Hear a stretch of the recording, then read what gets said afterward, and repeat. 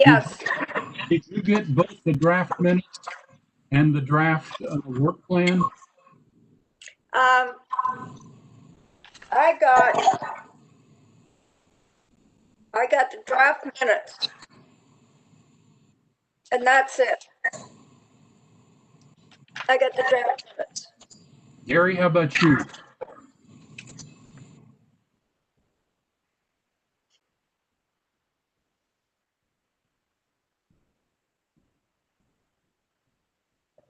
Good evening, everybody. We'll get started in just a minute. Hi, Walter. John, I don't think I replied to you. I did get those transportation items. I just didn't get the one today.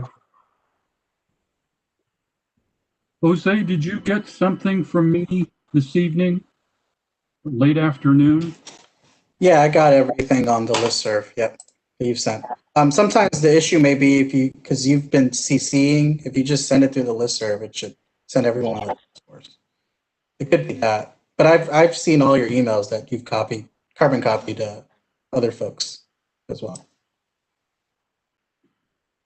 Yeah, so some are getting it, some are not. Some on the listserv are getting it, others are not. Yeah, you should receive a confirmation email that sends out, the total number should be 40 recipients, and it should send out to everybody. 40? Yeah, 40 is the total when I Yeah. send out to the listserv. And I did get a confirmation each time, but some still didn't get it. Gary, I definitely didn't get it, and I've got Yahoo, and I've checked everything. It definitely didn't come to me. And I think Jan is just saying it didn't come to her. So I don't know what happened. And John, this is David Vanel. I did get, in answer to your earlier question, I did get the draft minutes, but I did not get the document that I saw Lynn referred to.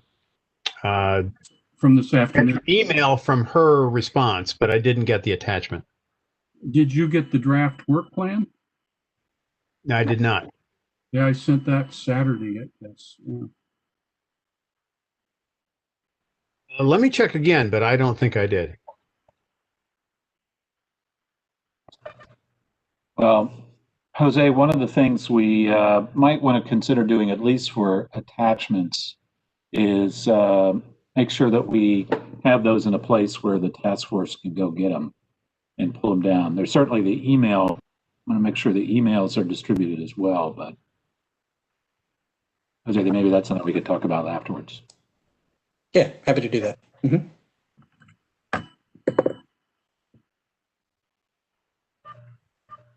All right, let's go ahead at 7:02. Let's go ahead and get started. I understand some folks are having some challenges with receiving some of the emails distributed to the task force. Hopefully, everybody got a copy of the agenda for tonight. That was sent out on the 18th through the listserv. One quick addition to the agenda.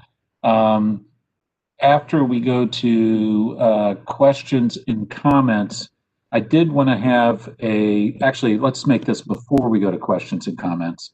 I wanted to let John Mooney provide an update on the work he and his subgroup are doing. So that'll be, that's an oversight that was left out of the agenda, but we will get an update on that subgroup before we go into questions and comments. So any other questions or comments on tonight's agenda? Okay, well, welcome everybody. Let's get started. I think everybody is pretty used to the technology that we're using here. I think we do have some very good presentations, or a good presentation tonight, and I think a very good discussion. On the agenda is, first of all, just to have some updates. Second is population. We're going to go through the updates very quickly. But on population, this is a follow-on to the discussion that we had a couple of months ago And tonight, the focus is going to be on the methodology for calculating the Reston population in the current comprehensive plan. So basically the population and build out of the current comprehensive plan for Reston. And this is important because this will be an important measure that we can use as we go through the process during the coming months. Afterwards, the village centers will be discussed, and this should be a nice segue. We're going to be talking about some of the same things relating to in the methodology for the population target projection. And then we're going to go into village centers. And then, as I mentioned before, we do have a report from John Mooney and that subgroup on their work and schedule for next steps. And then we'll go into questions, comments, and then talk about one more meeting this calendar year.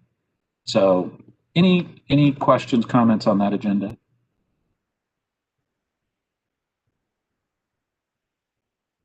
Okay, so just very quickly on updates, we are getting to, I would call it the meat of the discussions I think we'll have as a task force. We do have continued to look at some of the ways we are communicating. The conversations that we had earlier at the start of the meeting, I think, are indicative of the need to review our the way we're getting the information out. We will do that internally and see if there are any changes that need to be made.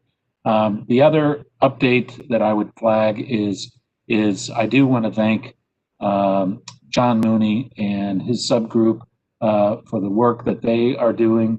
And there will be, I think, a good update coming later in this agenda, but also I look forward to seeing the output of their work coming back to the task force, and we'll be talking about that in a little bit. So most, I think, of the discussion, probably for at least an hour or so, is going to be on Reston's population. And in the agenda, it says it's a discussion, but we do have a good presentation that was put together by the Department of Planning and Development. So I don't know if that could be put up. Let's go ahead and dive right in if folks are ready. Jose, is that something you got, or is that something? I have it. I just need the presenter role. Okay. I need permission. Okay.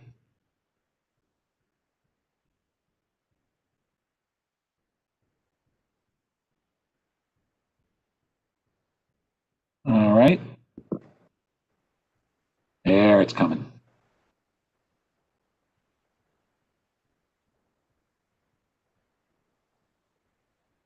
Okay, excellent. So this is a presentation that I got a sneak preview earlier today from DPD, and this is something that I know they've worked a lot in the last few days to pull this together, including over the weekend. So thank you very much to DPD staff for pulling this together. This presentation will be sent out afterwards. We can push it through the listserv. Hopefully everybody would get it. So before we go into the guts of it, Clara, is there anything you want to point out before we get started, or other than basically me saying thank you for being on point to pull all this together? Well, thank you. Sorry. Walter, hi, it's Barbara. Can I just add before Clara starts? Yes, it is please, true please. that spent a lot of time that we all collectively spent a lot of time to try to develop a methodology to talk about this particular issue. But tonight there aren't really answers. It's a methodology. And we absolutely expect to come back to the task force and talk to you probably in January about your thoughts about this and how we proceed. but we wanted to tee it up tonight with the methodology that we propose to use. That's right. All right. I hope to do well enough that you'll invite me back and not answer all your questions so that you'll want me back. That's the goal. Yeah, thank you, Claire. If we get all the questions answered, that's okay. But I think you're right. We'll probably need you to come back. Okay, great. Well, I can get started. Again, my name is Clara Quintero Johnson with the Planning Division of the Department of Planning and Zoning. We can go to the first slide to talk about the purpose of this presentation, or that one. And as the supervisor indicated, it's to walk through the steps or methodology that allow us to go from the comprehensive plan for Reston to some representation of that plan in terms of people or population. And the idea is to discuss how to get there and consider the choices made at each step, because at each step there are judgments made. And that's what we'd like to make sure you're aware of and make sure that you have a chance to consider those and discuss those. Next slide. So this diagram is the simplest representation of those steps. Step 1 is to interpret the comprehensive plan and quantify that development potential.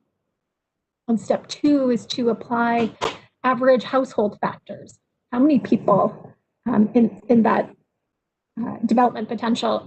And step 3, which is I think the area that needs ongoing discussion, is to adjust that number, that population estimate, to reflect zoning approvals or construction. So essentially, we are attempting to go from words in the comprehensive plan to dwelling units to a number of people. Next slide. Yeah. And actually, Clara, just on this slide in particular, I would just to note a little bit more background. This is something we currently do not have in Reston. We've had a lot of discussion about the PRC and the dwelling units per acre in the PRC, but that does not cover all of Reston, as you all know. This is an attempt to basically take what's in the adopted comprehensive plan and to come up with a number, maybe a range, but at least a population target for what the existing comprehensive plan calls for. So, and the last part on step 3, I would point. This is what do they say about best laid plans? Not everything in the comprehensive plan will ultimately get built. Between the plan is both zoning and construction. So we are going to need to have some discussions about what type of assumptions we would make in between what's in the plan and what ultimately becomes reality. So thank you, Claire. Yeah, go ahead. Sure. No, and I guess I meant to make a connection. This is a continuation of a previous discussion about population. And the previous presentation was the population forecast. And that, although the comprehensive plan is an input, that's really based on past trends, a lot of research into zoning cases, what % of it is constructed, expected, when those units might come online. But this is a different approach. This is now looking at the outer envelope of the comprehensive plan and trying to develop a number from that. So you have different reference points that are framed in terms of population after this evening. Okay, next slide.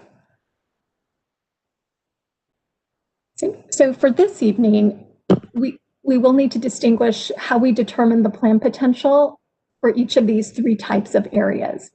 Most plan potential is in the transit station areas. Those are the light green areas. There is additional plan development in some of the village centers, in addition to a few of the other areas that have plan options. And we'll get into more detail about that in a few slides later. Then there are the residential areas that are outside of the transit station areas. And most of those are not only residential, but they have PRC zoning. So this is the Reston you all know and love. But we think about it in 3 different ways when quantifying the comprehensive plan. Next slide. So again, the first step is to take the guidance of the comprehensive plan. It needs to be quantified to have some understanding of the development potential. Sorry, that's my cat, if everybody can hear that. Okay, next slide. So for most of Reston and Fairfax County, the residential areas are planned for what is currently developed. But to determine the comprehensive plan potential, we need to identify where in the comprehensive plan there are alternatives to what is currently built. And we call them plan options. They can be categorized, so we can go, well, this is the slide. They can be categorized as single-use options, and we'll look at an example in a moment where it might be planned for residential or another option, office, for a 0.5 FAR.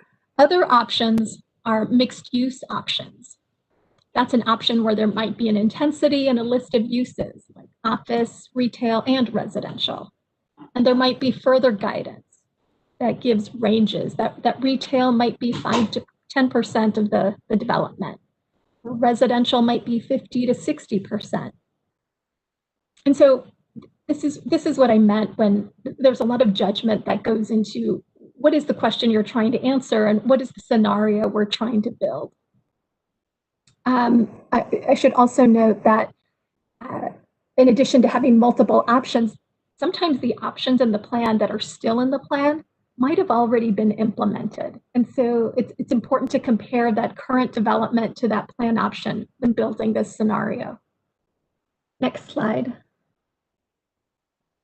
So here's an example, Reston example of a plan option for St. John's Wood apartments. This is an area that is developed with about 250 garden apartments. And the base plan, it starts out with the base plan in this recommendation. It's planned and developed for low density, multifamily residential use. And everything that follows is the option. And oftentimes when you see an option in the plan, there are many conditions.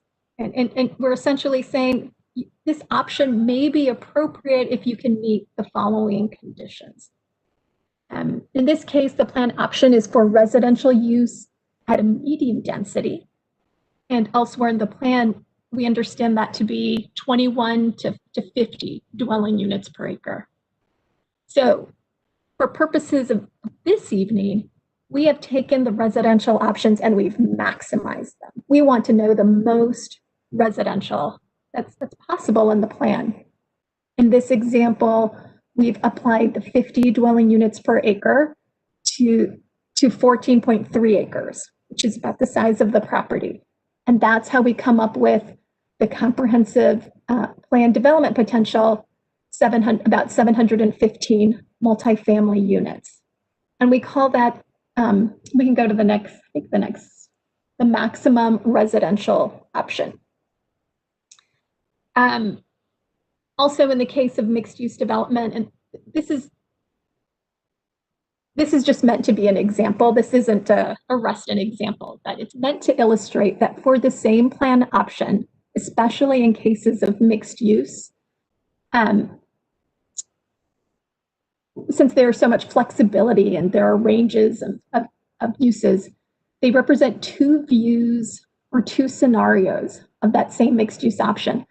Plan guidance can be quantified to maximize the residential component of the mix, or you can maximize the non-residential component, usually the office.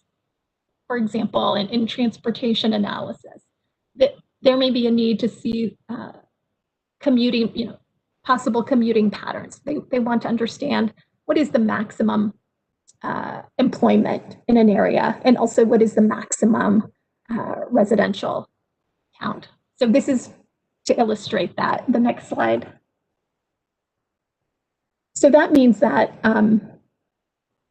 given that there can be multiple combinations, maximum residential scenario is what if all of the options that maximize housing get implemented? Or conversely, what if all the options that maximize commercial development get implemented? That's a different scenario. And of course, in between, there are many other scenarios. For this evening, we are using numbers that have maximized the residential or the housing options. Next slide. So what does that mean for Reston? This map illustrates what's assumed will quantify the comprehensive plan development potential for Reston. The orange areas are the transit station areas, and those include many areas with mixed use options. That area extends as far west as Centerville Road. The light green areas include the village and convenience centers, as well as other areas that have plan guidance. There just happen to be options written into the plan, and this captures many of those. Let's see. Even for many of these green areas, existing development is assumed to have implemented the plan option. In other words, for some of these green areas, there is no additional plan potential beyond what's currently built. And we'll look into those further. Finally, the gray areas, which are primarily residential, for those areas, existing land uses are assumed. And as I understand it, those are consistent with changes made during phase 2 of the Reston study. And Clara, can I just interrupt real quickly? This is probably my favorite slide. So thank you. This is a great slide. And I would just point out that in the next agenda item tonight, we will be talking about several of these light green areas where comprehensive plan options assumed. You'll see Hunters Woods, South Lake Shopping Center, and also North Point. So anyway, we'll be coming back to some of these. Thank you. Sure. Next slide. So to continue the discussion about the gray areas that are predominantly PRC zoning and primarily residential, again, the comp plan assumes most of the area will remain with existing development. The existing population based on the IPLS numbers, those, and that methodology was what was presented at the last population discussion. For the area outside of the TSAs, that's about 53,000 people, according to the January 2019 report.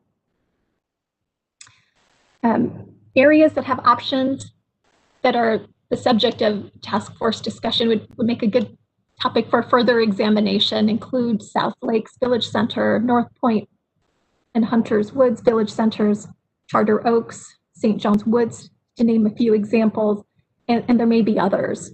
So we will take another look at those, starting with the next slide.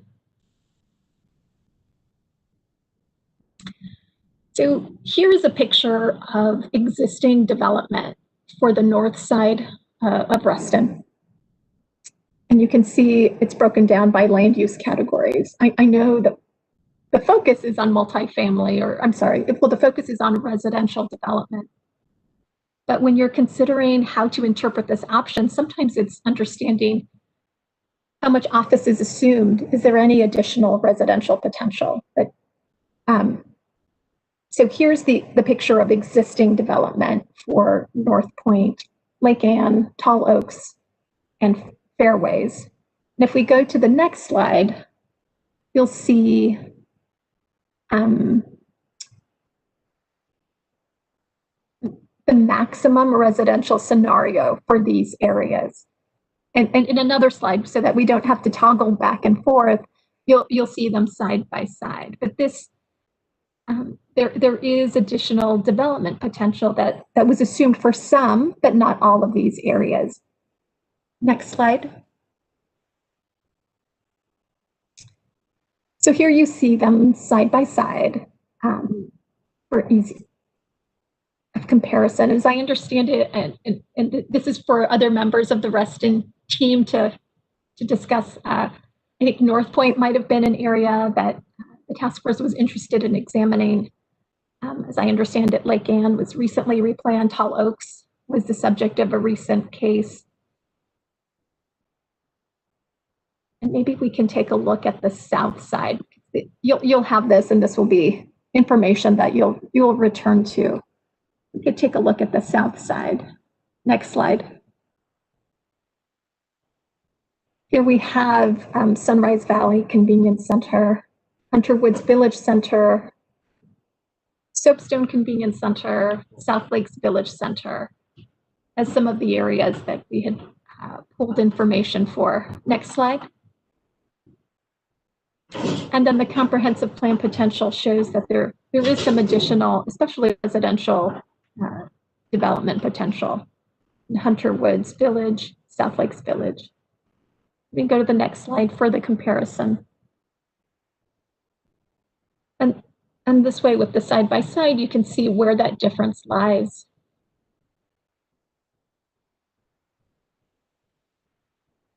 I will point out that in the example of the Soapstone Convenience Center, it's not much more development that we've assumed from interpreting the comprehensive plan.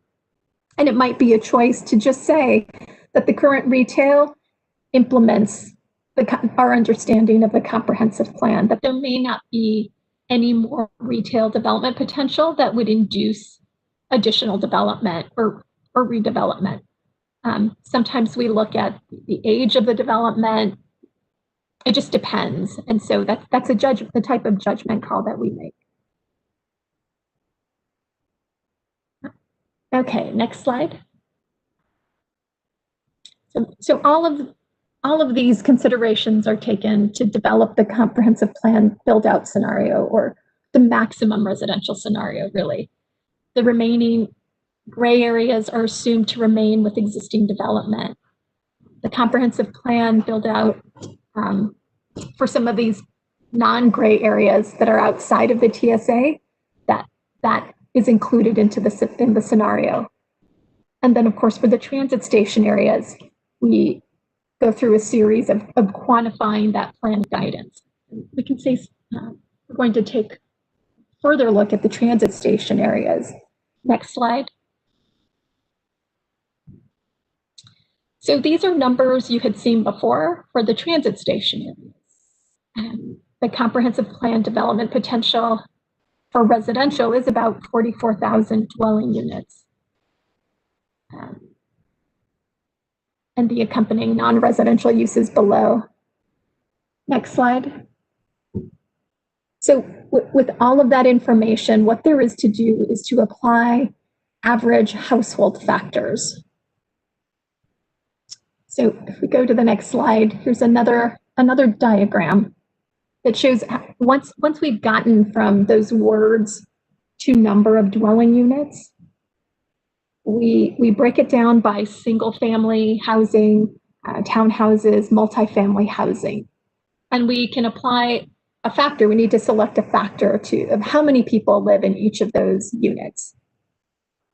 Reston is in the Upper Potomac Planning District. And in the county's annual demographics reports, they produce average household size for each district. And here they are shown on the slide. For multifamily, it's 1.96 people per multifamily unit, 2.82 people per townhouse unit, and 3.17 people per single family dwelling. And that's how we think we can start out with this population estimate. So, okay, we can go to the next slide. Oh my goodness, my cat is ripping up the armchair. So here are the results of that math. The maximum residential scenario is in the right column. And this is for the transit station areas. We've taken those 44,000 units. Decisions have been made about how many single family, and that's what we do with each recommendation. We break it down to understand what type of development is that. And the outcome was 86,870 people after applying those factors.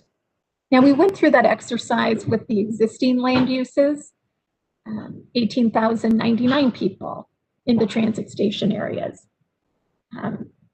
And just to compare, if you were to look at the IPLS data, they publish their understanding of existing population. That's over 17,000, about 17,200. So it's not too far off. Here we are going top down with the comp plan, and then their methodology is more bottom up. And you can see we're kind of within this range. Next slide.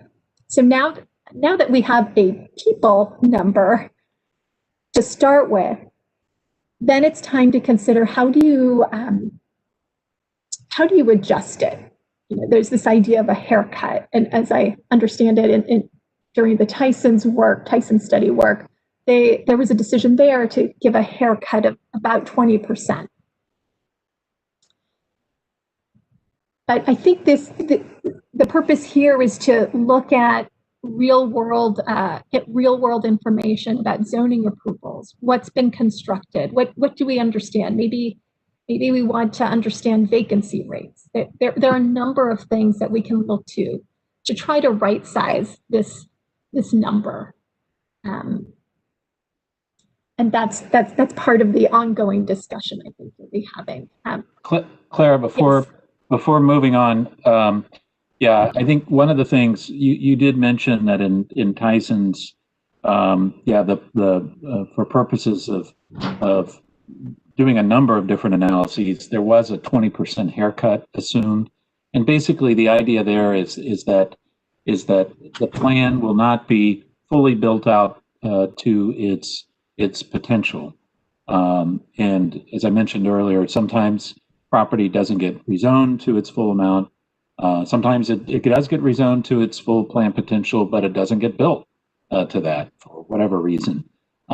So I think that is something we're going to need to talk about more. I think being conservative does make sense, but also being realistic.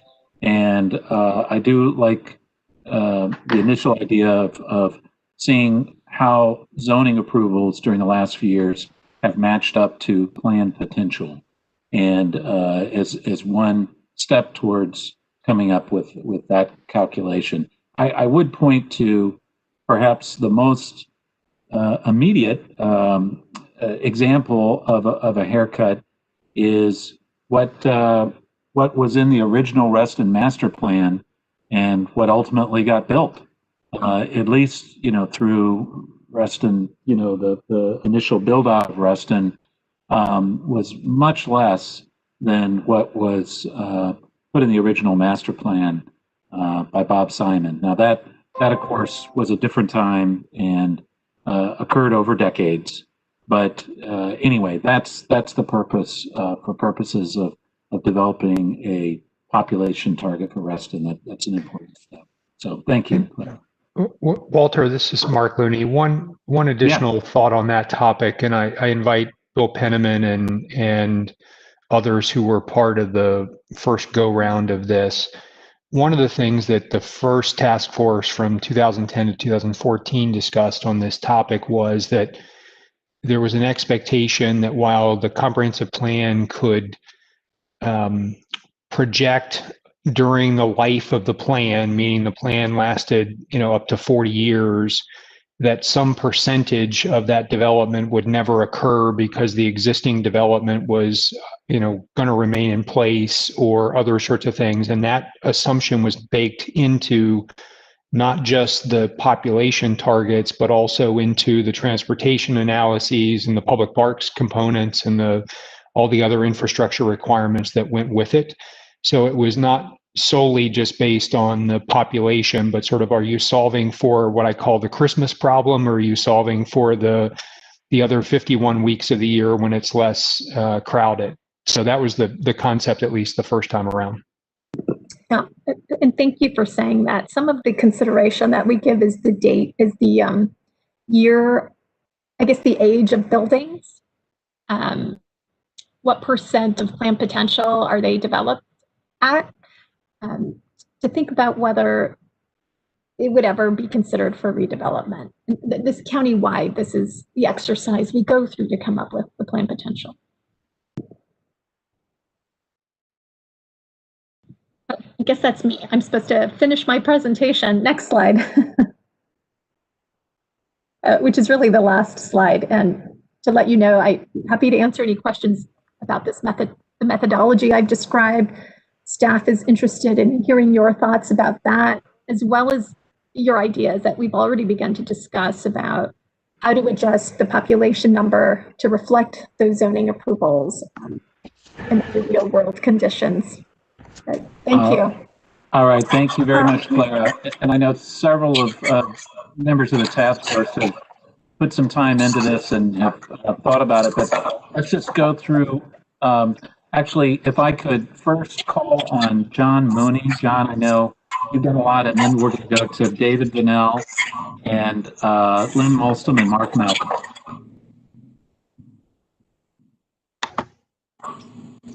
Thank you, Walter, and thank you, Clara. That was a very clear presentation. Let me just off a few questions here, and let me kick them off, and you can decide how you answer them. The first is a lot of echo here. The first is, are we considering only, are you proposing to consider only what is frequently called the nighttime population, or are we also considering the daytime population? Because the daytime population of workers and to some extent those who frequent businesses in Reston form a daytime population who use our services and especially who use our roadways. The second question is,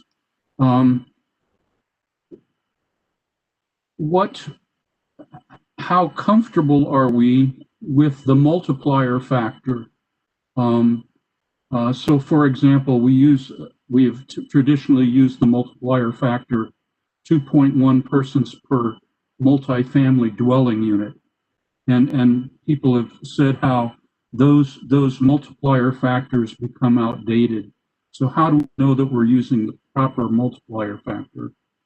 The third thing, and I only have one more, the third question is the haircut factor.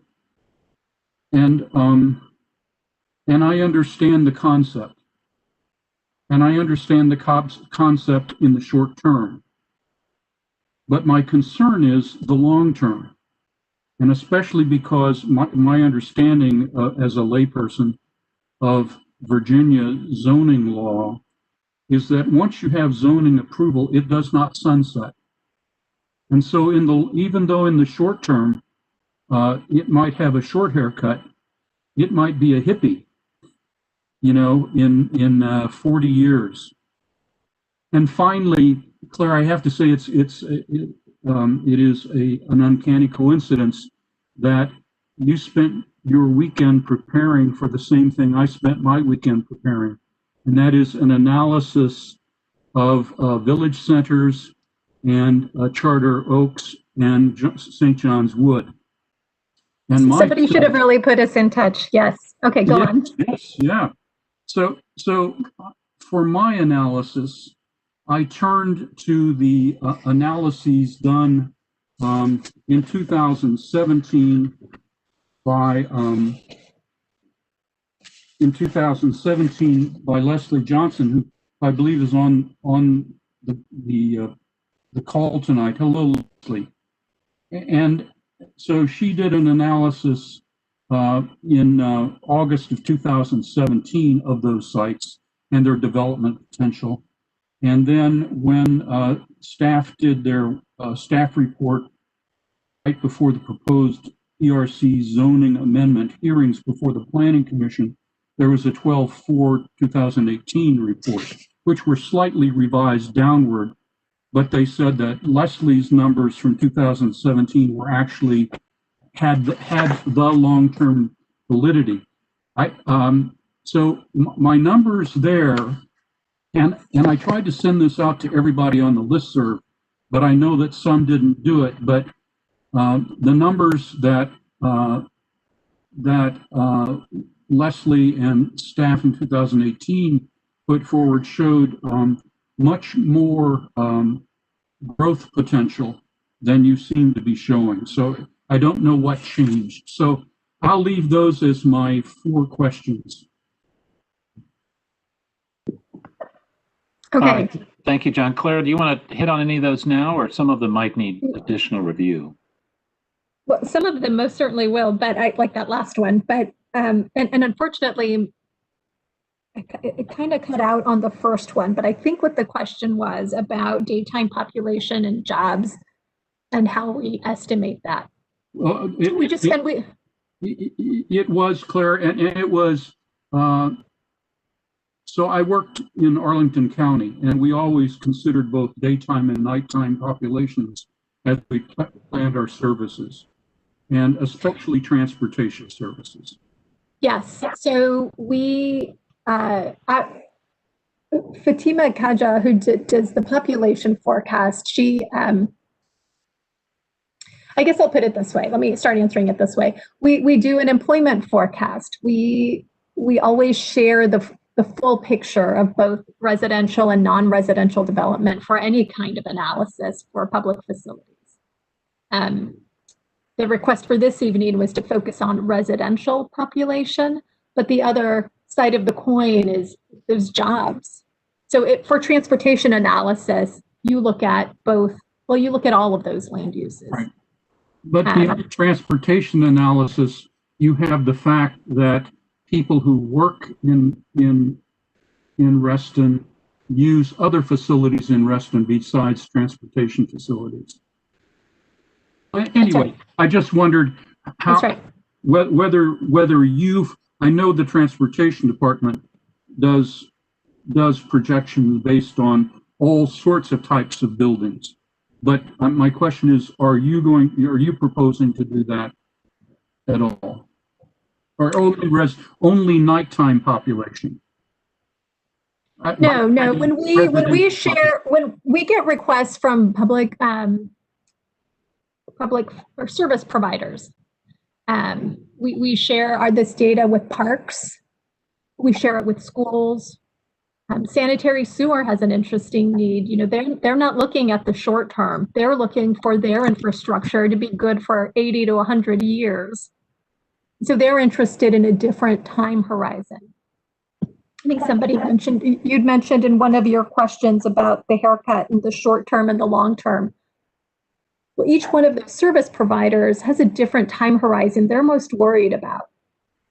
You know, people, I'll leave it at that for the short term and long term. I think both, and you have a second question I haven't gotten to, but both for the haircut and the zoning, I think that is additional information that would fill out this picture that, you know, given some time, staff could provide. And the haircut, I think that's the big topic for the evening. Is what there are a lot of different considerations that you could apply to that to size it, including what time horizon do you want to try to achieve? Do you look at that forecast that that you could look at what's shared with COG as far as the employment and population forecast? If you wanted to look at increments in time, what can you reasonably expect for jobs and population? And your second question was the multiplier factor. I think you meant for household size. That average household size has been relatively steady for the last 20 years. I think the last time there was a spike was about 50 years ago. Those cycles are big cycles, demographic cycles. You'll never be able to catch it and catch the right number. I did that the trend is it's held pretty steady for the last couple of decades. And we did use the Upper Potomac factor. There's a countywide average, and of course, every district has a different number. I will just say that in their December 2018 report on the PRC zoning ordinance amendment, the staff report raised concerns about the reliability of doing population projections based on those multiplier factors. Yeah, well, I mean, you know, what it is the comprehensive plan can talk about development potential, and that will stay steady, and the population will go above it and under it over time. It's just the nature of household. It depends on cycles of neighborhoods and age of buildings and how families are aging over time. I think that's a part of it. That's a part of it. But I'm not a demographer, so there are people who could probably better answer that question. And John, your last point, that the development potential question Right. for those specific areas. What I'd like to do is maybe have you and staff talk about that later, like maybe in the next day or so or next week. I would welcome that. Okay, awesome. Okay. Thank you, John. All right, we've got several people teed up here with questions. I promised David Vanell first, then Lynn Molston and Mark Malcolm, and I'll get to the others too. But David, go right ahead. Thank you, Walter. Clara, I have a question about your methodology. Are you it all, seems fine despite some potential conflicts. When you're setting up the maximum population calculations, are you, as is the transportation estimation, looking at 2050 or somewhere beyond that? And if that's what you're setting your sights on, does your methodology allow you to make those calculations for any given time period before 2050? And first question. Second question, well, let's go with that one first. Is the second one easier? Oh, no. No. Okay, let's answer this one. Yeah, go with this one. I think 20 to 30 years is probably, we don't set out to say 20, 30-year horizon, but where that would matter is if you're looking at a property and it's built in the 1990s, there isn't that much more development potential, but there is some. If that building were built in the 1970s, we might view it differently. We might say this is more ripe for redevelopment. So that's I don't know that that's necessarily happening in our Reston numbers. We'd have to go into each plan recommendation. Newer development. Here's a better example. If something was just built in the last 5-10 years, it may not have achieved the full plan potential. We're going to assume that development has implemented the plan. But if we were really looking 80 years out, it might be a different story. Mm-hmm. So really, I think 20 to 30 years is probably around the horizon that ends up being the right horizon for the kinds of questions we're asking ourselves. And if I thank you, and if I understand your methodologies correctly, sort of by extension of what I asked before, your methodologies should be able to, at any given moment or any given time frame, if you see redevelopment going in one direction or the other, you can make those modifications.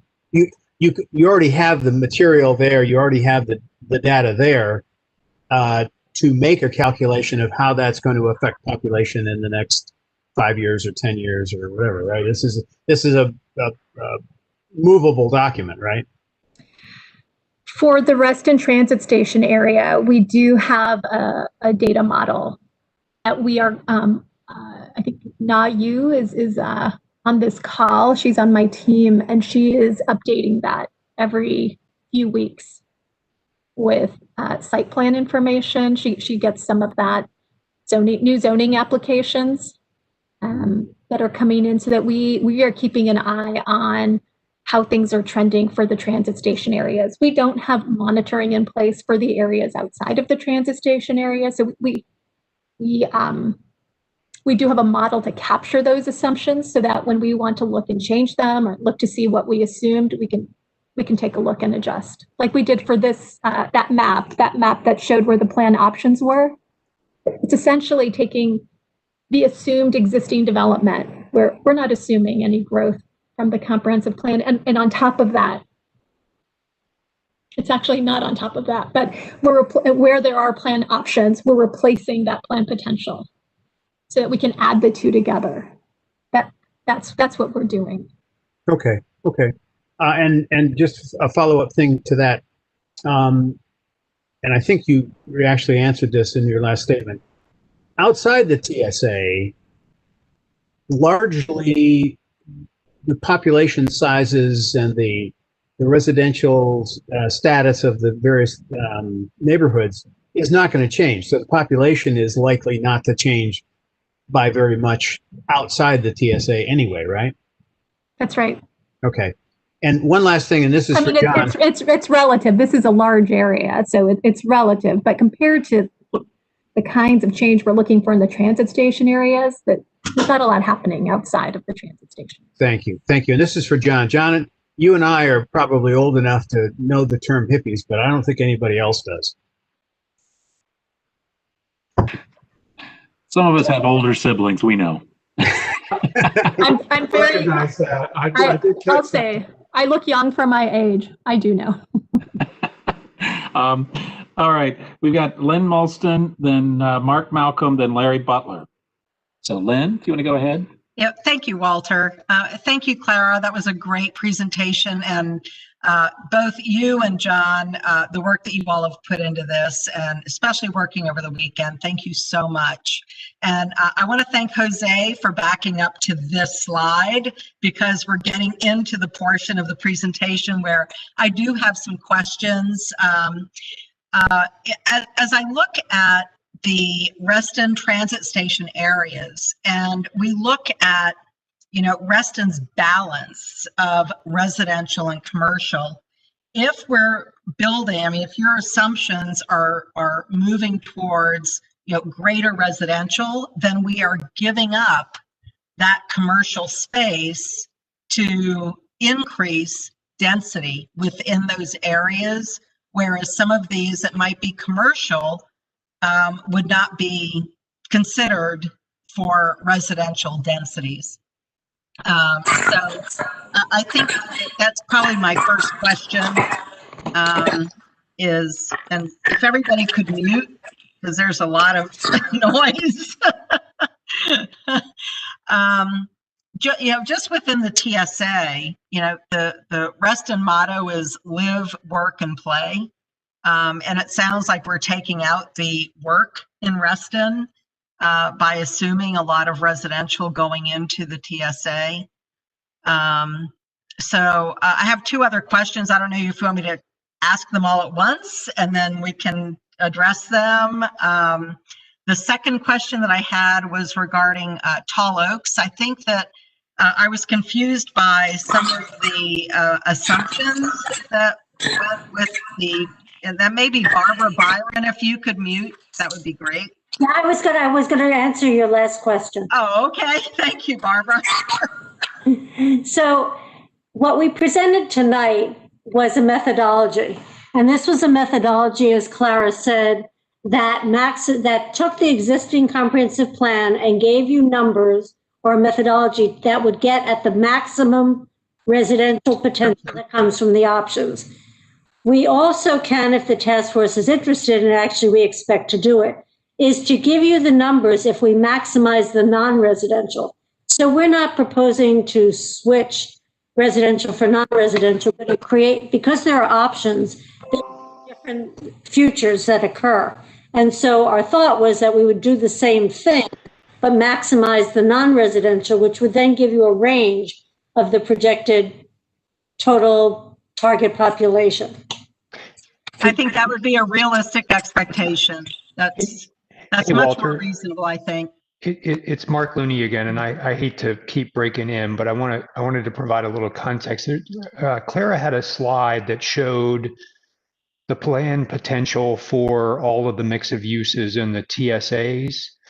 And if we could go to that slide, I hope I can provide a little context. So in the last go round, one of the things that the prior task force was concerned about was that the transit station areas, not unlike what was what was occurring in Tyson's, because of the RCIG covenants that had precluded residential, hospitality, and destination retail, was overwhelmingly planned and developed with office uses.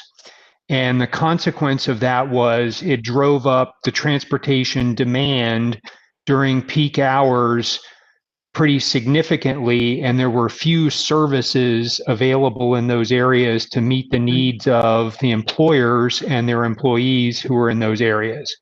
And an overriding objective of the 2014 amendments was to reverse that trend and to essentially take areas that had been planned and zoned for commercial and add significant residential potential without increasing in a corresponding way the amount of non-residential, more specifically office development.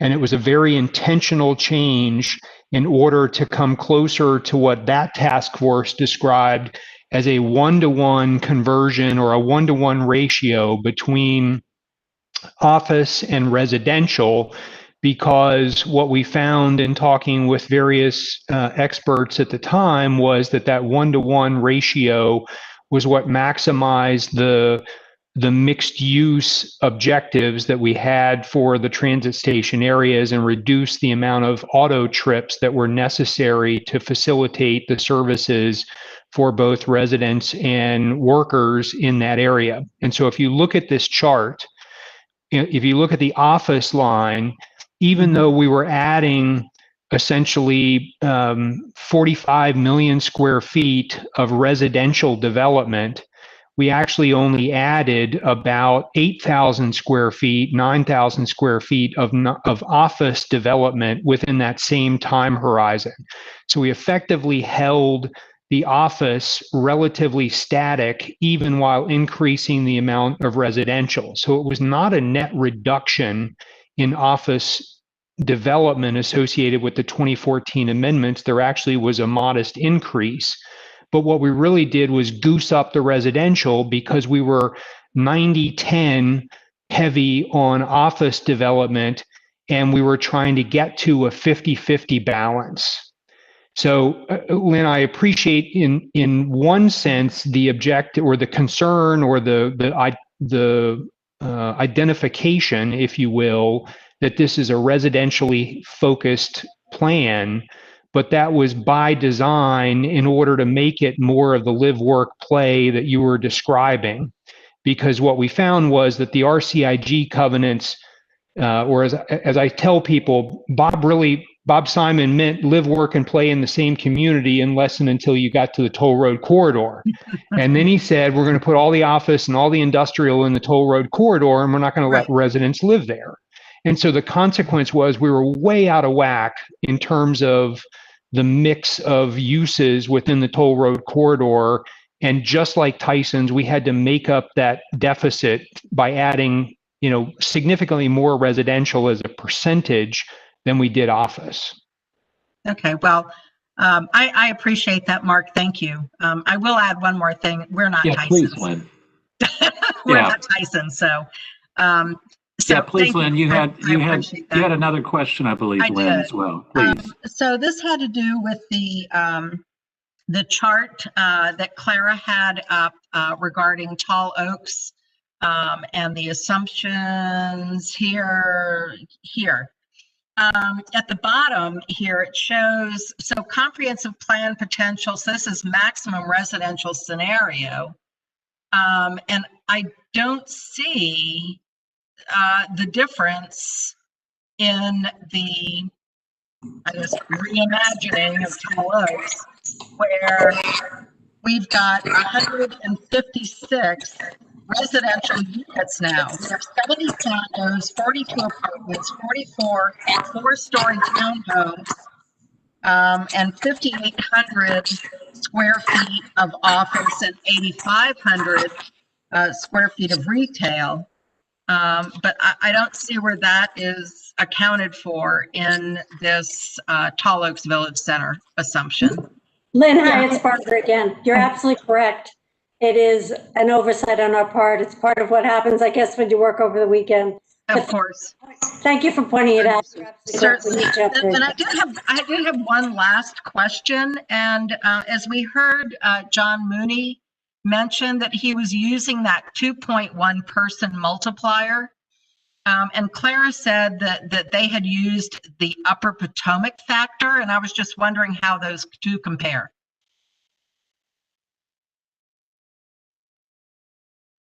And that's my last question. Yeah, Thank you. I could in a few minutes compare those. I have it somewhere here, almost at hand. They're not that, they weren't that far off the countywide average in Upper Potomac. We did take a look at that. I think, yeah, and it seemed reasonable to use the Upper Potomac. It wasn't so different that we thought it didn't skew it one way or the other very much. Yeah, and I think that's something we can share is the data for all of the districts if people are interested in seeing. Yeah, certainly. Yeah, I just want to thank you so much and thank you for the task force time. All right, thank you, Lynn. Next, Mark Malcolm, then Larry Butler, then Bill Penniman. I also appreciate the presentation very greatly. I'll start with the average planning factor question. Given what you've had, saying that it hadn't hardly changed over the 20-year period, the question is, average means that there's a min, max, or some kind of ranging, and don't know whether it's a big up down or a small up down. That in other words, you've presented averages, not a sensitivity analysis. Can you speak to that? Is the first question that I have. Relative to Lynn Mulston's talking about live, work, play, focusing on the comprehensive plan option assumptions in the TSA areas. What I've observed with the TSA areas is that there's a lot of small parks and such, but what was in the existing comprehensive plan were the factors for the totality of Reston in terms of play, having larger the ball fields issue or green spaces that are not existing with the private parcels, and not really seeing with the first set of planning developments that there's really any set aside for the larger park related type facilities. The third question that I probably would bring forward is you had addressed earlier that the different services, the schools, transportation, have different planning horizons. But the concern with the multifamily in the TSAs is that the planning factor, at least as it started in the Herndon TSA area, Great Oaks, I'm focusing with the McNair Elementary School, got overwhelmed because the multifamily factor was low for what the school had done. And so we had it opened at almost 1/3 over its capacity. And subsequently, it's now, with the new school building, doubled in size because the area developed very quickly with the multifamily.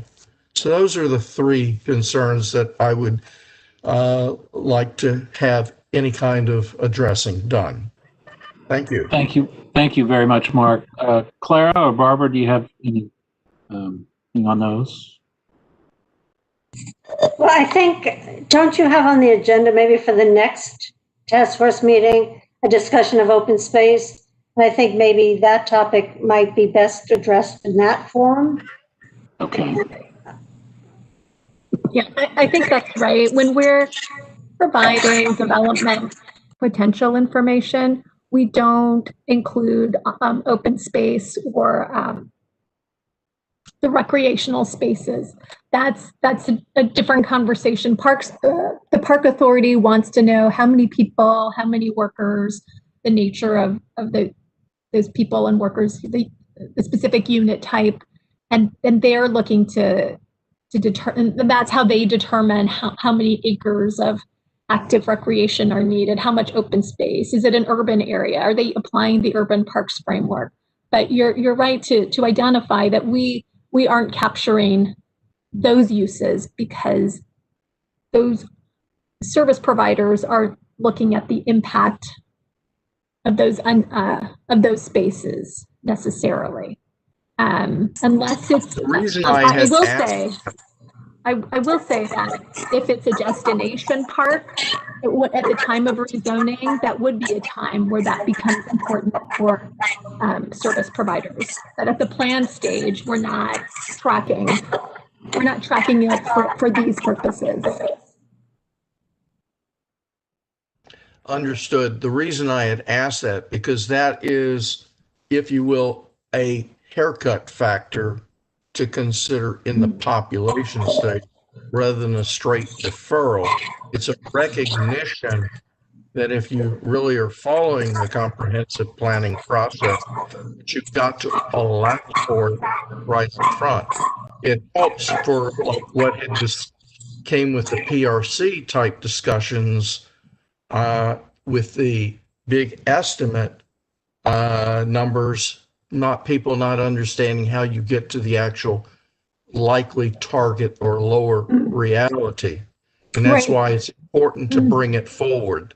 That's why I asked the question. Yeah, okay. And I was going to say, I think what happens is that we absolutely expect that open space and parks and athletic fields will be provided with the zoning cases. And what typically happens is that the developments build themselves up so that they can create the open space. And so it doesn't typically result in a diminishment of the number of potential units, but rather how those units are placed on the site. For the small part, that I agree. When you're going to ball field or larger recreational, I haven't seen that in what's been developed over the last 20 years. And that might be a reason that looking at actual zoning cases down, because they are the ones that are truly testing the plan and coming up against stormwater requirements, open space requirements, the need to provide for recreation and park space. So that would be a reason to look there for how that's happening. You had asked a question. I don't know that I can answer your school factors. I am familiar with the situation at McNair Farms and do understand that that area has higher student yield numbers than countywide student yield numbers. And that's even, I don't envy anybody that has to estimate how many students are student projections, because that adds a layer of complication to the forecast because you need to capture that age bracket, that school age children. But yes, it's similar in that countywide isn't the same as a district or more local factor. And then that will change over time. What I suggest for your question about the sensitivity of how that average household size changes over time, I can share a chart that shows that change over time. I think it goes back at least 50 years. The factor that we used for this exercise is just looking at, it was published January 2019. It was looking at 2018. Like that is the average household size in 2018. Mark, you also asked just very quickly, I think, about the minimum, maximum, the average, and were you? In other words, sensitivity analysis. And are you talking about the way the maximums in the comprehensive plan were calculated, or was that another element? Not relative to the comprehensive plan, but relative to this particular update by the DPD. In looking at that right now, in doing things quickly, you work the average. As you can do any kind of refinement, you actually can work and provide a range which is much more informative and also rapidly will decrease public angst over what is presented. That's the reason I asked the question. Okay, got it. And so I wonder if sharing the numbers for all the districts, and then sharing how that's changed over time. I don't know if that will help with that, but I think staff would need to really think about how to determine a range for that. Got it. Thank you. All right, thank you very much, Mark. Next, we've got Larry Butler, Bill Penniman, then Chris Daniel, and Michelle Kimmel. Thank you for waiting so long. But Larry, go right ahead. All right, mine's really just a point of clarification. You know, since 2016, 2017, there have been a lot of people in Reston, a lot of people on this call that have been, looking at the population target. What is it? What should it be, et cetera. And one of the comments you made earlier, Clara, and the map that you have up on the screen here is perfect. When most people talk about the population of Reston, we cut off on the west at Monroe Street, across from where Mark Malcolm lives in Polo Fields. So I'm wondering, are the numbers that you're providing, they include the whole McNair Farms area down to Centerville Road? Yes. I think it would be helpful, and I don't. This may be too much to ask, and Barbara, you can weigh in on this. For the people that are focused on Reston, and this is the Reston Comp Plan Task Force, I think it would be great to parse out west of Monroe Street, because that frankly is confusing and conflates numbers that maybe don't need to be conflated for this group of number crunchers. So it's just a suggestion, because I think all the discussion that we've had in the past, going back to the PRC hearings and everything, we cut it off at Monroe Street. So Larry, it's Barbara. So we can do what the task force requests. I guess what we understood the request to be is the numbers for what we're collectively calling One Reston, which brought us out further than you and I, who remember hippies, probably thought of traditionally as the boundary. So making it out to Centerville, because that was what we understood the request to be. So, but we are able to do whatever the task force asks us in that regard. I guess my only comment would be that I know that all the number crunching that we did, again, going back to all the PRC work that many of us were involved in, we did not include any of that. And so our sort of backbone numbers are based on Monroe Street to the east over to Hunter Mill. So yes, task force for that, but it's just, I think it's a point of clarification that should be made. So I don't want to speak for Clara, but since she has to develop this incrementally, it may be possible to at least parse that piece out and present it collectively, but in the two parts. I mean, it's possible to do it. I think we just have to think about, given time that we can do it. Okay, thank you. I also strongly recommend against that, or not because I'm in Polo Fields. I am a Reston resident, but because the Herndon TSA impacts transportation going in and from Reston, because Reston doesn't only have the 2 metro stations, it's impacted by the 3rd. People from the north side would tend to move toward Herndon along the Fairfax County Parkway corridor. There's a similar thing for what goes on the traditional western side of core Reston.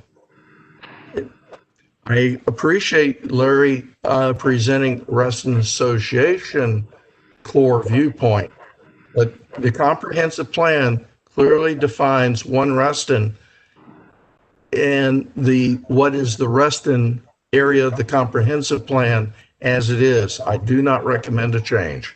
Yeah, Mark, I appreciate it. This is why, frankly, we need you on the task force. But what I think we would want to do is show both numbers, show basically how much is west. I mean, not to take it out of the planning process, but for information purposes at least, to show those numbers. So, and that probably would be something you'd be interested in seeing as well. So, all right, thank you, Mark. We have Bill Penniman next, then Chris Daniel and Michelle Kimmel. Thank you. I've got a couple of questions and requests. In the question category, you talked about the issue of haircuts and forecasting timeframes. Fred Selden, the last time there was a task force on these things, he cautioned both people who might have hopes for rapid growth and people who had fears of rapid growth that the way it really worked was about 40 years before build out occurred. And then it was about 80% of what was authorized, the maximum authorized, which I guess is somewhat kind of reflects Walter's 20% haircut in Tyson's. But Clara, is that ballpark, at least ballpark, where the staff views things still today, or has that changed? Or do you want to hedge and come back later? Each area is different. And the Reston Transit Station area is certainly an area of rapid change. You have the metro rail stations coming online. And so I think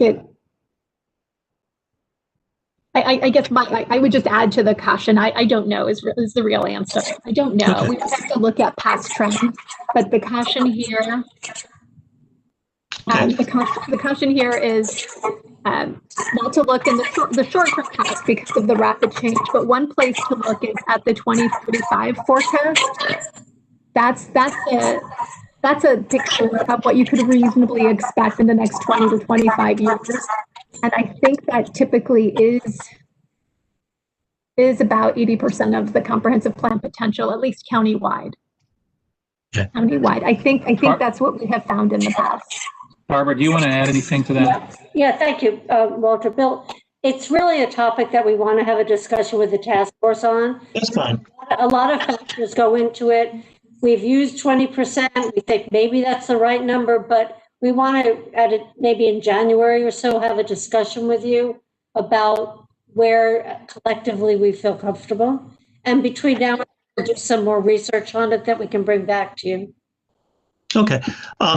So in the area of requests, I think it would be helpful for us to see clearly what the authorizations have been to date for development. So in other words, the known already approved or existing development and how it's distributed in the TSAs and the town center area. Give us an idea on the village centers, where I think the comprehensive plan has a 0.25% FAR. Just ballpark, what's there on the ground now? Just so we have a context. Is it already 0.2%? Is it different? Just so to give us a sense of where we are. Another thing is that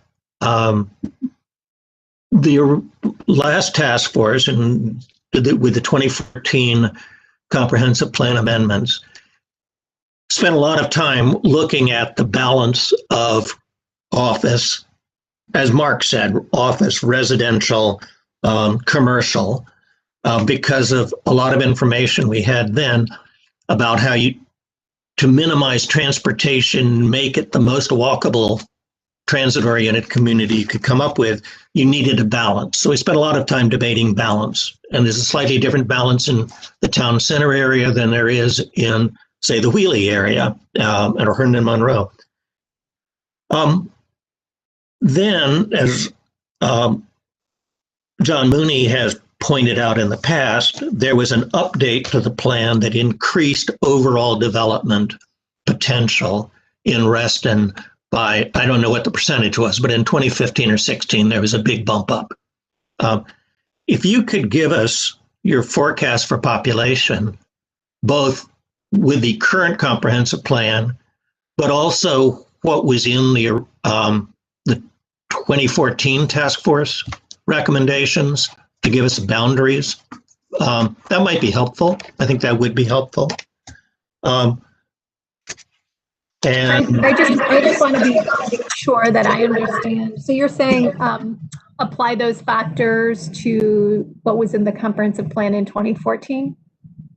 Yeah, I mean, in other words, so what's in the comprehensive plan today? What are the forecasts, realistic and outer limits, two different numbers for development and population? And if it were still the 2014 comprehensive plan updates as recommended, what would those boundaries be? So I'm hearing three. I held up 4 fingers, but I meant three things. So when you say realistic forecast, I take that to mean the published forecast that comes in increments of time. And then there's one based on what's in the comprehensive plan now, which is the exercise we did this evening. And then doing that same math for the 2014 comprehensive plan. Yeah, basically. And I mean, and when I say realistic, I mean, there's sort of the outer limit. If everything got built, what would it look like? But then after the haircut, whatever that number is, whether it's 80% or whatever you think is realistically over 20, 30, 40, 50 years, whatever your number is, just so we have comparable comparisons. That's all. It's Barbara, sorry. We might have to call you and talk this out with you to make sure you understand, because what was adopted in 2014 is the same plan we have today. So there really have not been any changes. So I'm not sure, maybe we don't have to take the task force's time now, but let us contact you and make sure that we understand your request. Yeah, that's fine. If I have a misunderstanding, then I'm glad to be corrected. Barbara, and then just. This is John Moody. I can clarify what Bill's referring to is that the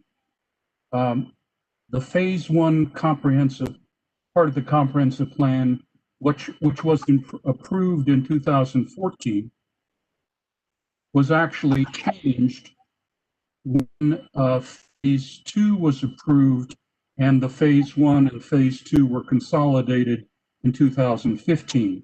And at that time, what had been approved in 2013, the densities, the overall densities were increased by 31%, and the residential densities were increased by 58%.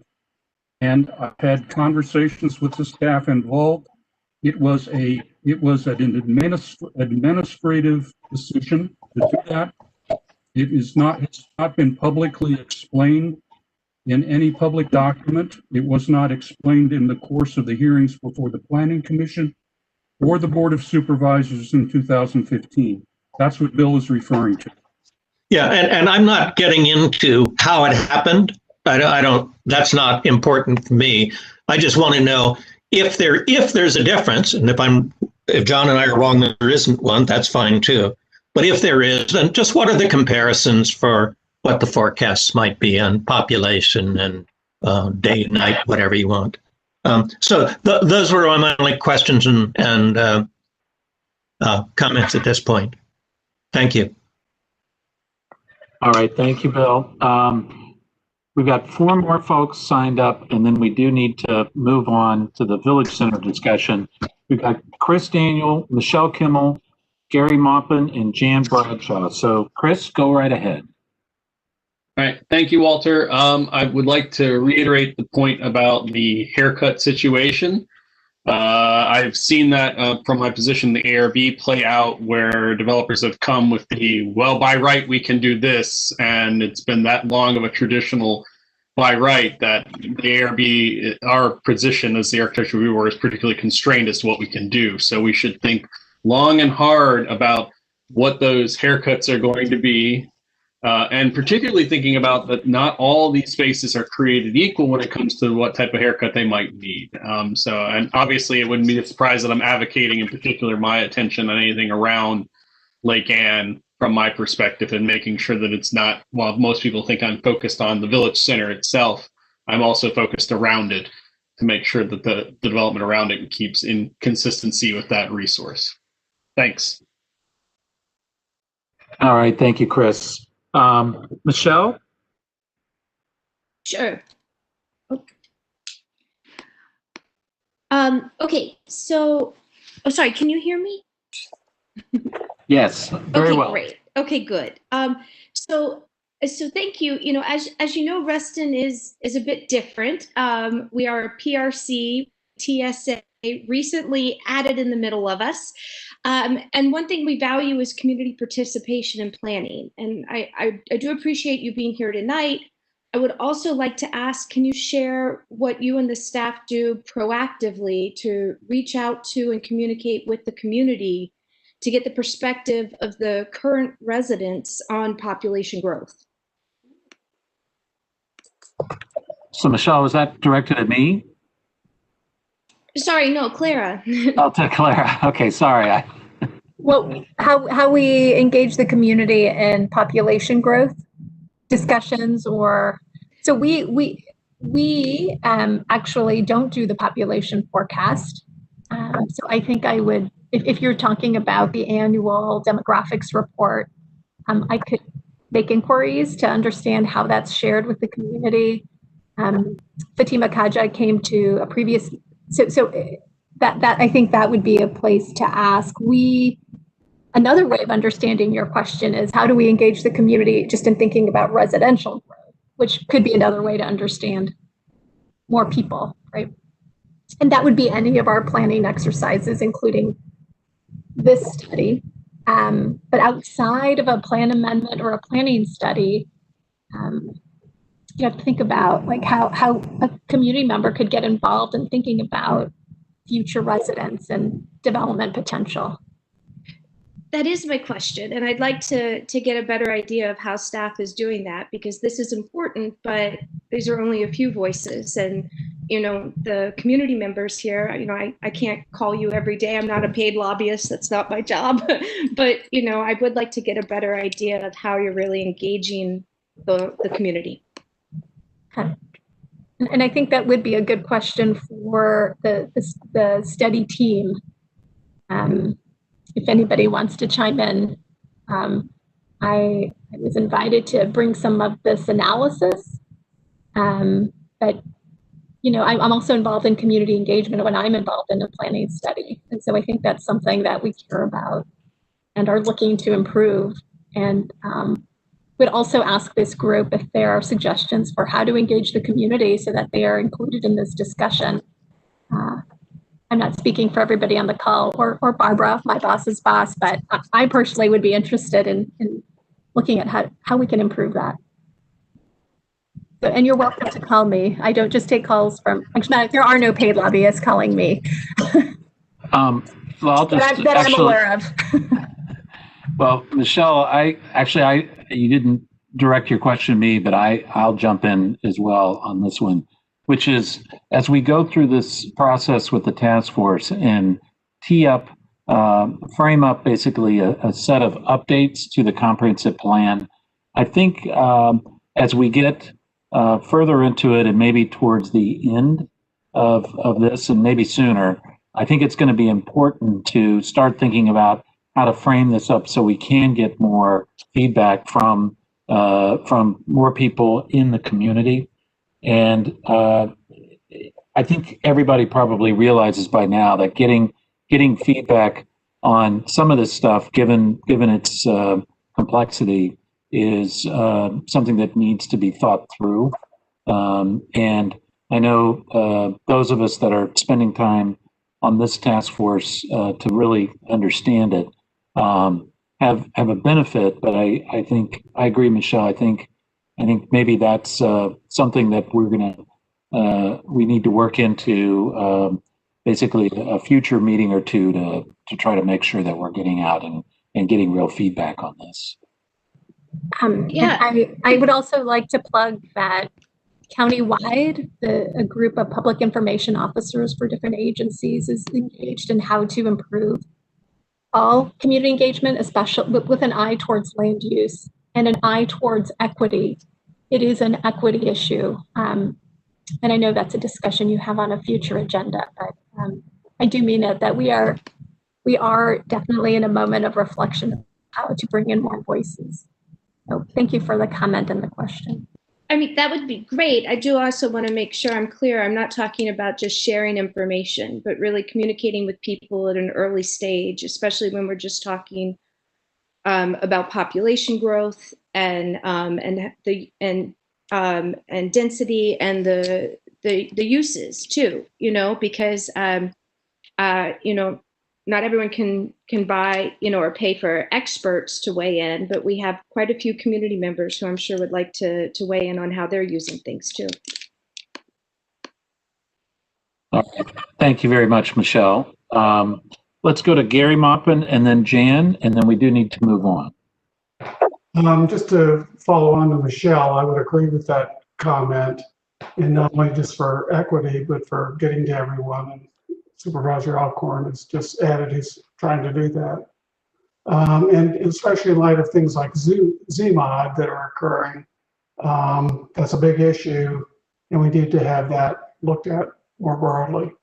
And looking at this, I think going back to Mark Looney's comment, looking at commercial, I think, you know, kind of does a great presentation.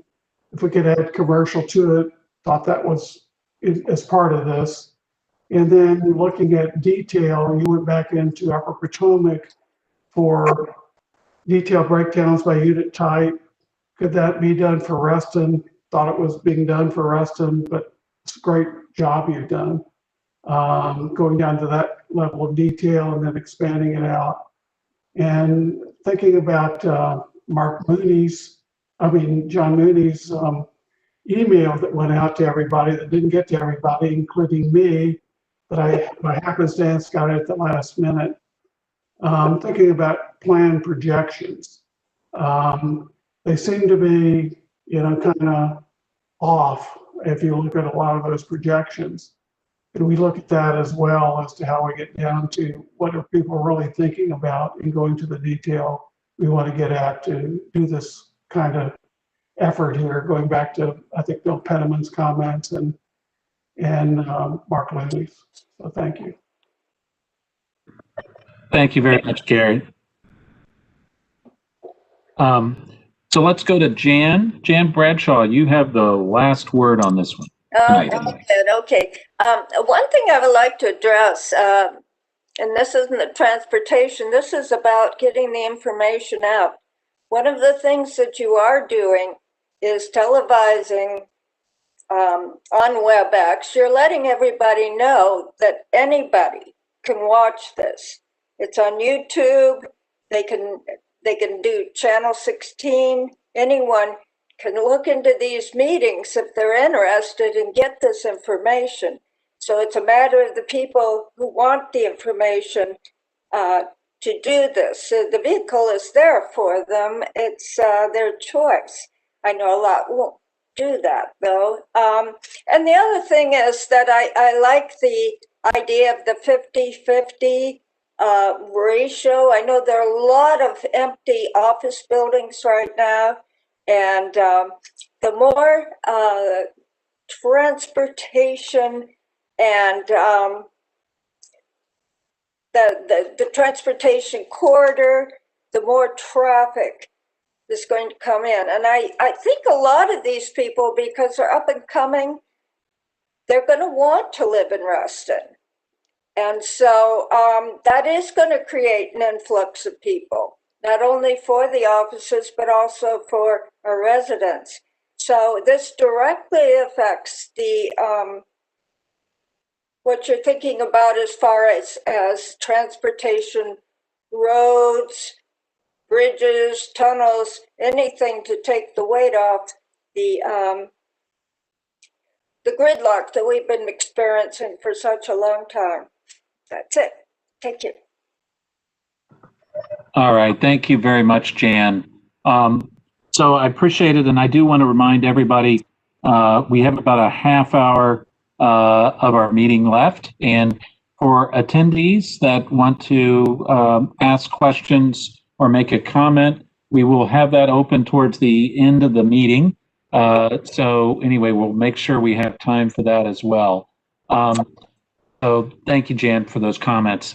So let's move on And if Jose, go ahead and leave that slide up. Actually, we just lost it. Go back to that. Let's just transition to the next discussion. And I think this slide does help somewhat in terms of talking to where we have in the comprehensive plan currently more development potential, particularly residential development potential for at least 3 village centers and some other properties. And I just want to frame up a little bit more of the discussion on this. John Mooney, I know you have worked a lot on this issue. Can you share your thoughts and maybe put this in context? And I know you did at least try to distribute some information to the task force earlier today.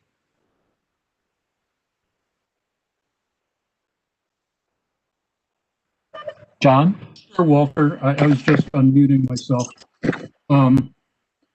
So the what I had done, as I said earlier, was to compare, basically look at the staff reports. There were 2 of them, one in mid 2017, the other in late 2018, which looked at 25 select PRC zoned properties or parcels in Reston to look at what their existing or approved densities were in terms of dwelling units per acre. Secondly, staff saw as additional planned dwelling units, and then giving a final total build out. So whenever full build out happens, what would be that number? And part of that analysis was on the village centers, and another part was on Charter Oaks and St. John's Woods, and then other such parcels to make up a total of 25. And so basically what happened is that the methodology used was not dissimilar to the one described by Clara. So for example,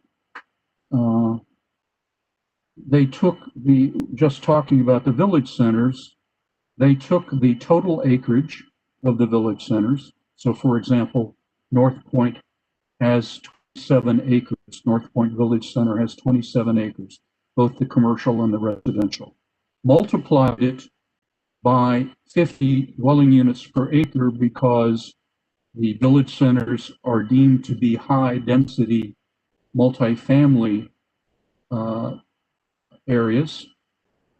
And you come up with that. If you do that multiplication, it comes out to basically what staff said in their reports, 1,366 total build out dwelling units in North Point. And that was after, so the current number is 154, a quote additional planned multifamily dwelling units for 1,212 for a total at full build out of 1,366.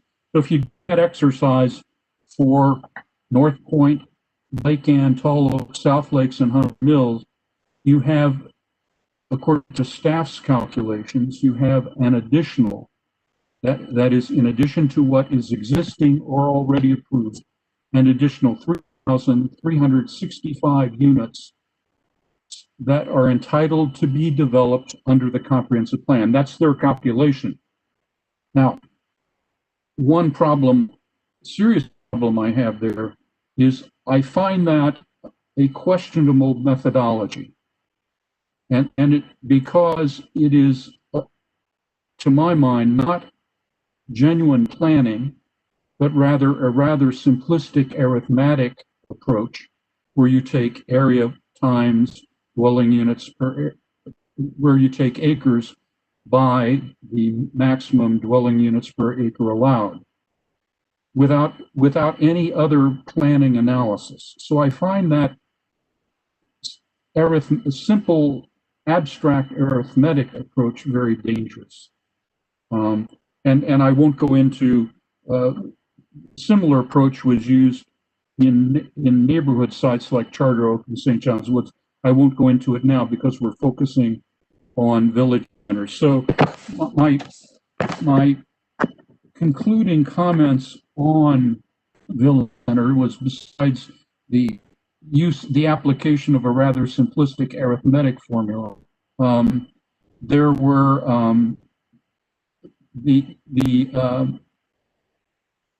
I won't list all of them, that staff, both Ms. Johnson and the December staff report, agreed that whatever the correct multiplier is, it should not be applied to the entire acreage of the village centers, but only to their, quote, existing non-residential or mixed-use areas. And Fred Selden said that also during the course of the PRC ordinance discussion. The final thing that I will mention is that Ms. Johnson, in her letter, states that staff's view is that any redevelopment proposal for village centers need not go through a full comprehensive plan amendment. In fact, as I read the documents surrounding the approval of the comprehensive plan in 2014-15, the Fairfax County staff report in May of 2015 did recommend a comp plan amendment be required. It is my understanding that that was removed at the direction or suggestion of Planning Commissioner Delafay. So those are some of the main issues that I see with village centers. Okay, thank you, John. So just to summarize, so we have village centers, and there are several of those areas shown in gray that have more density in the comprehensive plan, however you do the calculations, than what is on the ground right now. That's your conclusion, right? And that is true. That is true. So again, using North Point as the example, either on the ground or approved 154 dwelling units, but additional, quote, planned multifamily dwelling units, 1,212. Got it. So, so this is, for full disclosure, one of the things when I ran for this job, not chairman of the task force, but Hunter Mill District Supervisor, was to review the density in the village centers in the comprehensive plan. So this is it. This basically is the question. And I think this was described pretty well by Fred Selden at a certain meeting at South Lakes High School a few years ago, when he pointed out that these village centers, as well as at least a couple of other places that John mentioned, were not downplanned to the existing, basically the as-built densities. So there was additional density left in the comprehensive plan for these areas. And Mark Looney, are you still on the line? I'm gonna basically see if you have any insight into the thinking by whoever made the decision to go ahead and not downplan those areas. Mark, are you around? I'm on. I don't know, Walter, that I have total insight into all of those areas. I know that, for example, St. John's Woods at the time was contemplating some redevelopment plans, or I shouldn't say a redevelopment, but some plans for things in that community. And there was some conversation, I know, around the zoning potential that was independent of the comp plan potential for some of these parcels. In other words, if the parcels were zoned to a higher density than what the comp plan than what was actually on the ground. There was a recognition that a change in the comp plan might not be able to draw down that zoned density to be what's on the ground today. But I don't have the particulars on every one of these sites to tell you exactly why one site was in or out. Okay, thank you very much, Mark. Appreciate that. I would just ask, John Mooney, is that something that you've looked at as well in terms of the zoning approval for these areas and how that compares with as-built? So I can say two things, and I probably will exceed everything I know when I say them. The first is that Fred Selden's position throughout the PRC zoning amendment process was that we have to change the PRC population cap of 13 persons per acre because the comprehensive plan approved in 2014-15 gave set or foresaw and encouraged the development be way beyond. So that is one thing. The second thing that I know is that the plan districts generally under the Fairfax County zoning ordinance, but in a very special way, the planned residential community districts have a much more intimate connection between the zoning ordinance and the underlying land use plan. And that the zoning ordinance requires that certain key factors in the comprehensive plan be honored in zoning decisions. So it's unusual for this kind of connection between zoning ordinance and comprehensive plan. So that's the intimate relationship. I think the disagreement that became manifest, or the underlying difficulty that became manifest in the course of the discussion of the PRC zoning ordinance, was that many of the problems we were hitting our heads against in that discussion were actually concerns about the comprehensive plan itself. And as I looked at it, the specific calculations in those two staff reports, 2017, 2018, seemed to me to be flawed by, the application of a rather simplistic arithmetic formula rather than a careful planning formula that looked at the site with all of its characteristics and in its full context. Does that make any sense? Yes. Not that you agree with me, but that's what I understand the issue to be. That county staff began at the beginning and for the early part, indeed past midway of the discussion on the PRC ordinance, and said this is only about the ordinance. But the more we talked honestly and worked collaboratively, we saw, and this was recognized by the planning commissioners, that what was the underlying issues were really concerns about the comprehensive plan itself.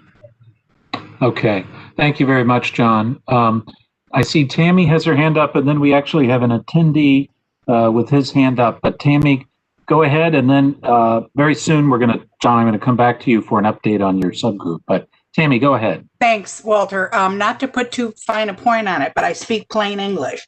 The reason that citizens have eagle eyes on Reston is that without any public announcement, we had this gigantic percentage increase by Della Fay when phase 2 of the comp plan was approved by the Board of Supervisors.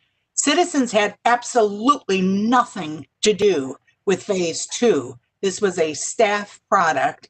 If we had some say, you would know it. There would be voluminous materials because we do our homework. Anything that the task force members now see in green has the potential for density increases. And because the orange area TSAs are so darn dense, that PRC gray areas with the green hotspots, which are the available higher density than they are now, those have to match. Our infrastructure, we're a Dillon state, we don't get infrastructure with approvals. Somehow we have to wait for a divine intervention for roads, parks, schools, police, sewer, whatever it is to be provided. It's a really backward system.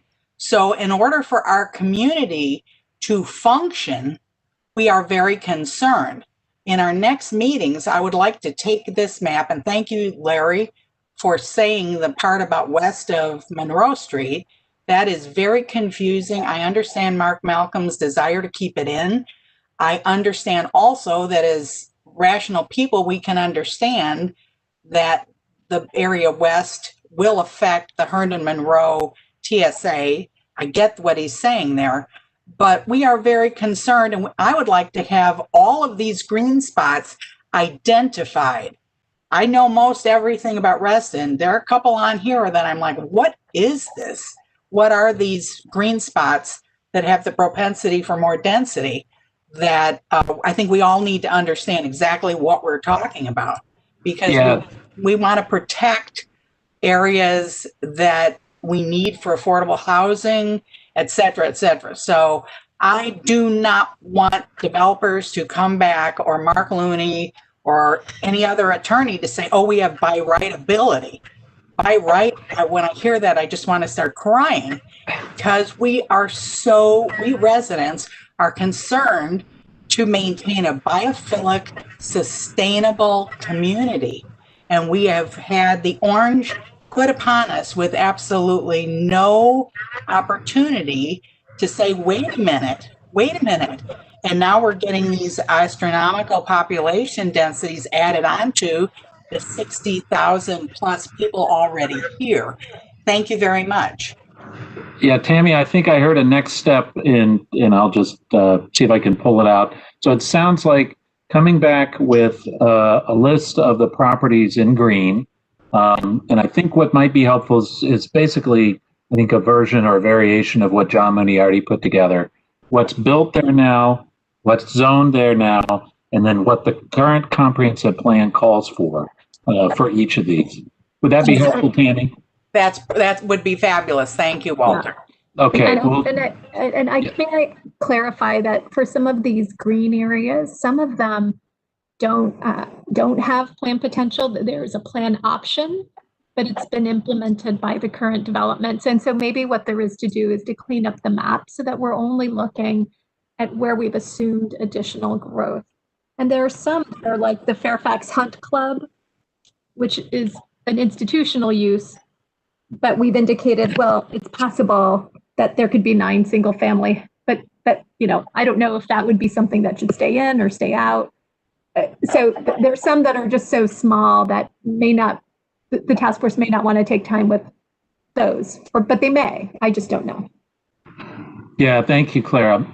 I tell you what, let's if you could work on that list, and then we're really looking, I think, at properties with a plan option that haven't been implemented yet. So basically, additional thing. Tammy, that's right. Thank you. Okay, great. And then we've got one question from John Farrell, who's an attendee, and then we're going to turn it back over to John Mooney to give an update on his subgroup. Mr. Farrell. Can you hear me? You are unmuted. Thank you. Clara, you might also want to adjust your table for the Sunrise Convenience Center. The child care center was changed over into, I guess, multifamily assisted living or something. And so you probably want to correct your table entry for the Sunrise Convenience Center. As regards to not changing the density on the village centers, a conversation I've had with somebody on the planning staff back at the time mentioned the fact that we, in two of the centers, or one, I guess now, Hunter's Woods, 50 units to the acre is a high rise. And we have one at Hunter's Woods.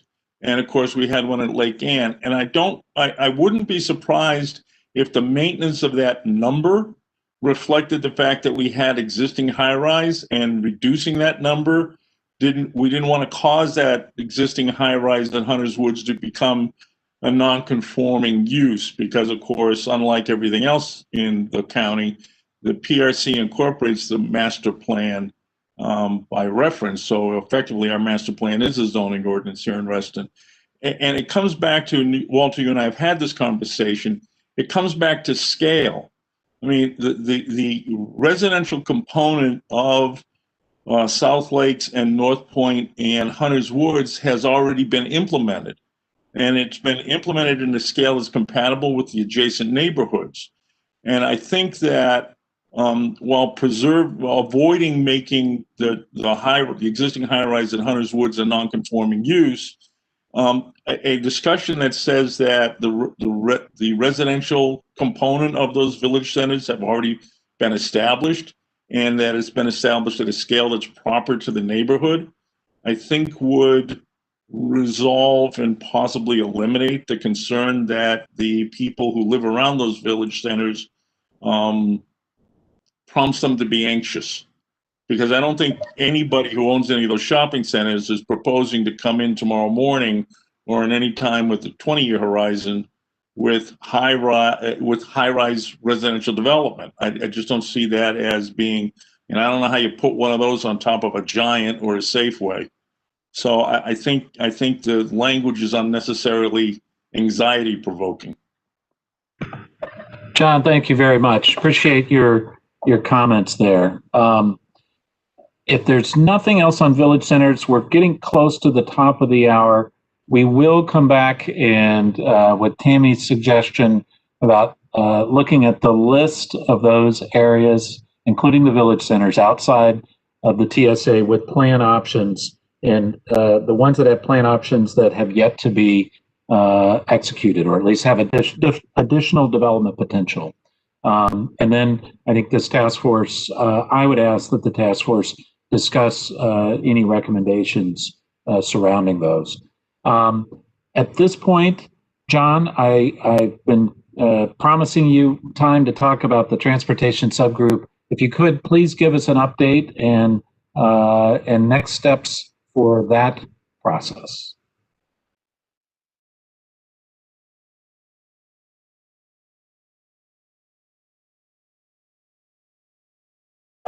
Thank you, Walter, and I will do so briefly. All members of we're calling ourselves the Transportation Connectivity Working Group because that's the pair of words that we chose, and all of the members attended, and we had about 10 or more county folks also. So it was a very good meeting. We agreed, for example, that our decision method would be we would strive for substantial consensus on all major issues, and if necessary, issue minority opinions, but we would strive for consensus rather than simple majority vote. And we spent most of the time focusing on the task you assigned us to report back at this meeting, and that is to come up with a work plan and a timetable, and that's what I will focus on. So we identified 5 deliverables that we wanted to bring forward. One is the very timetable. That was our first thing, and we got it to you on time, unless listserv screwed up delivery to you too. Second, the middle term deliverable is we want to come up with a polished outline of transportation issues for full task force discussion and final approval. We do not want to start drafting anything until we've had a full discussion of the issues so that we know the scope of them and the organization of them. And our goal is to be able to bring that to you all on, let's see, what do we say? We want to bring it to you on February the 5th. We're going to be working on it during the holidays, but we believe that we want to get something good to the task force so they have something clear to react to. And then the next step is to come up with a polished version of that. I'm sorry. No. We're actually we hope to come up on the 19th, actually. The 19th of December or January the 8th with that rough draft outline that the task force can discuss, fill in, and so forth. And by the way, right now, I'm going to issue the request of this working group that folks start emailing, use me as a central point, but any issues any transportations that concerns them, we will integrate that into our rough outline. Then the polished outline, we hope to finish by February the 5th. And then we are aiming to come up with an initial draft of the we're calling the 2021 Comp Plan Transportation Chapter on March the 5th. And we hope to have a completed draft on April the 2nd. Now, one of the things that John Carter did us the great favor, it was elegant simplicity. What he did was put together the two parts of the transportation discussions in the 2014-15 comprehensive plan. So both those dealing with community-wide transportation issues and those dealing with TSA-related transportation issues. And he put them together simply in the same document, which forces us to consider them not in isolation, but in their interrelation. And so we're going to work on it that way, whether it ends up being published as two separate chapters or one integrated chapter remains to be seen, but at least it forces the working group to look at the relationship between the two parts. John, thank you very much. And I just want to emphasize something that you said, which is for people that have transportation related suggestions to please and issues to please do contact John with that information. And John, I assume you did get or are getting from county staff. I believe John King had the pen for because I know a number of task force members flagged transportation issues at an earlier meeting, right? John and I have had some good conversations. He's always ready to help anytime I ask him. Okay, so I'd encourage transportation staff to be sure to share that information with you as well. And speaking of support, I want to say that Mike McDermott, the chair of Reston Association MTAC, the Multimodal Transportation Advisory Board, and two transportation professionals on MTAC are also, the working group was comfortable with inviting them to help support us also. All right. Wonderful. Thank you very much, John. Any questions for John or that working group, that subgroup on what they're doing in that process? Okay. All right. Thank you very much, John. And thank you, task force members that are working through there as well. I know there's a lot going on. Before we break, and we're just a little bit past our time, I did want to let everybody know, it was mentioned earlier, but there is a town hall that I am hosting on next Monday on ZMOD. So those of you who want to have the capacity to switch gears and move from our comprehensive plan discussion to our zoning ordinance, from the frying pan into the fire, feel free to participate, to sign up on that. And I believe there's additional information on the Hunter Mill District webpage on how you can participate in the ZMOD town hall. And Tammy, I see your physical hand up. Thank you, Walter. One housekeeping issue.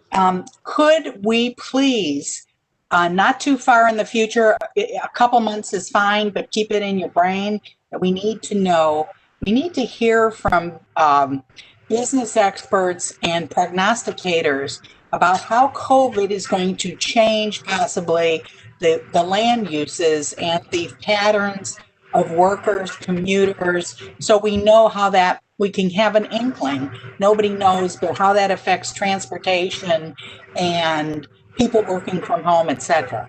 There are a lot of ramifications from that that will inform a very good master plan, and I would love to have that input if we could. Thank you.